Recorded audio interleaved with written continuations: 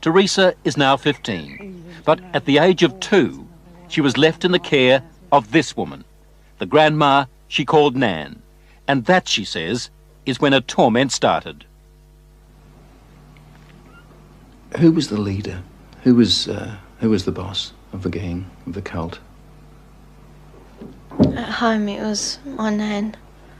Your Nan made you have sex with animals? Yeah.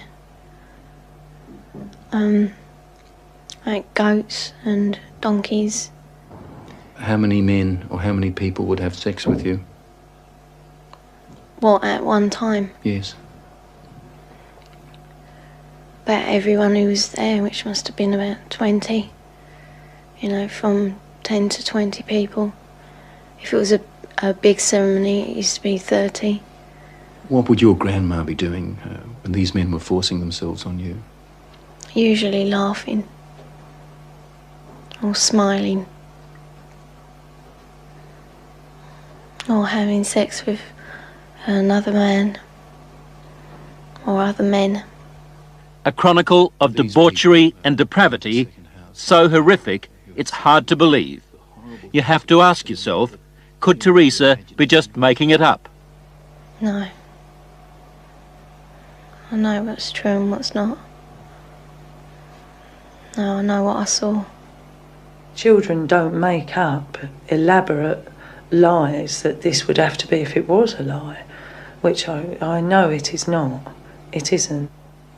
This couldn't be a terrible dream, a nightmare that you're reliving? No. It's no dream. It's a nightmare, but it's not one you can wake up from. It's there all the time. This really happened, you're quite sure of that? Yeah. During these ceremonies, was Satan, the devil, ever referred to? He was called Lucifer.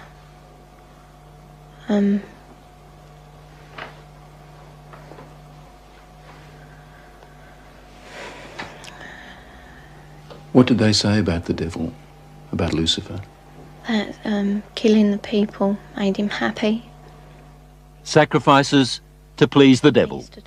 According to Teresa, the worst rituals took place at a house somewhere in the country. It was big, you know, expensive. From the front it looked like a castle. You know, it had a long drive and big double wooden doors. Do you think they were rich people then? Very rich. Teresa was always drugged, or on a couple of occasions she says she was knocked out. So that she never fully knew the route. There was a tramp who was brought in once, you know, and he was killed. He was cut from his throat down to his stomach. And they ate him, or bits of him. They killed a man at a ceremony? Yeah. In front of you? Yeah, in front of all of us. Did the tramp, did this man fight back? No, I think he was, you know, drunk or something. He seemed really dopey. He was laughing a lot when he was brought in. And he started screaming when they began to cut. But after a while, you know, he died. I'd seen a few killings before then. Although I wasn't used to it, you know, that was the worst one. I really don't know what I thought.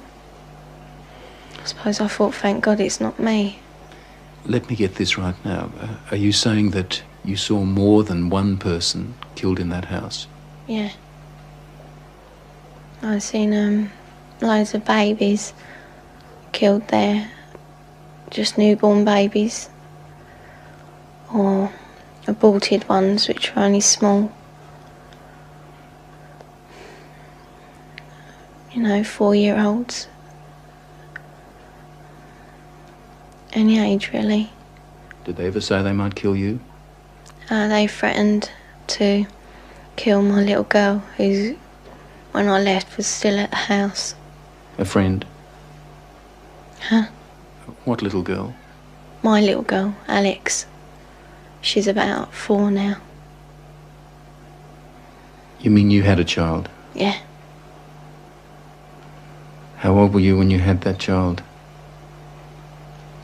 11. Motherhood?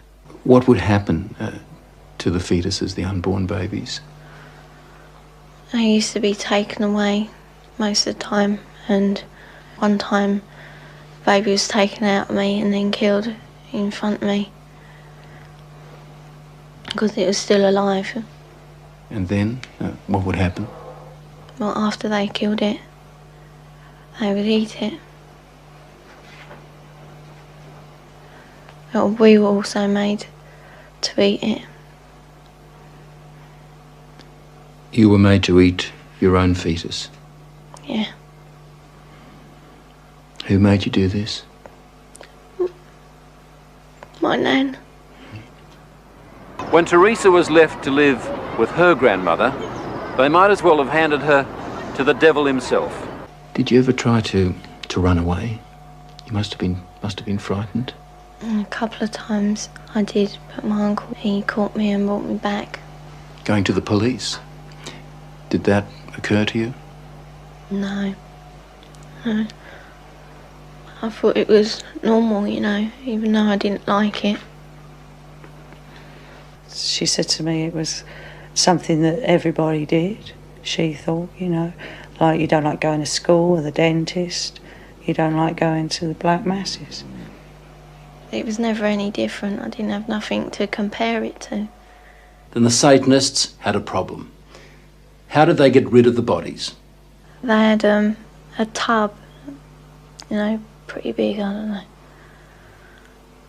A very big tub, and they used to put the bodies and bones in there. And then there was nothing left. Well, there didn't seem to be, but when they cleared it out, there used to be a sludge at the bottom.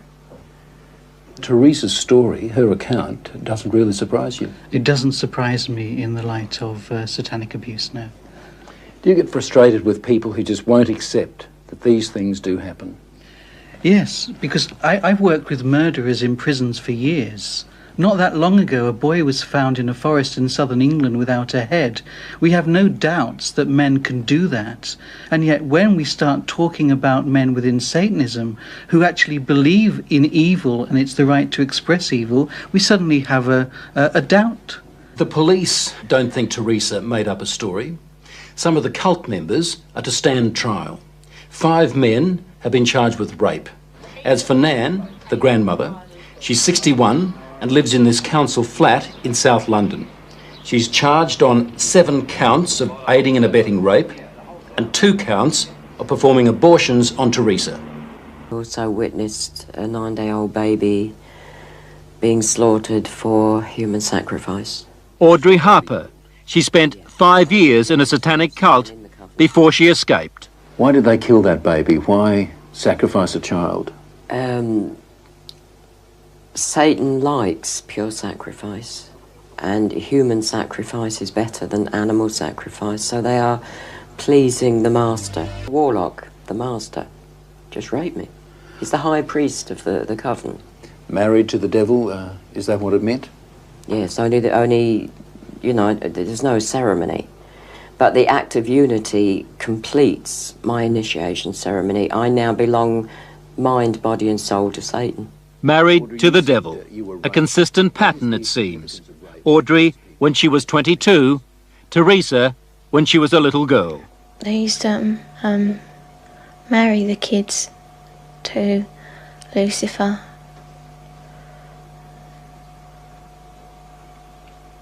So that we were part of him, you know. We were his. Did that include you? Were you married to the devil? Yeah. He used to be, and it was just like a marriage in a church, but different words, you know. What were you taught about Lucifer? Just that we should, you know, be his friend, treat him as a friend.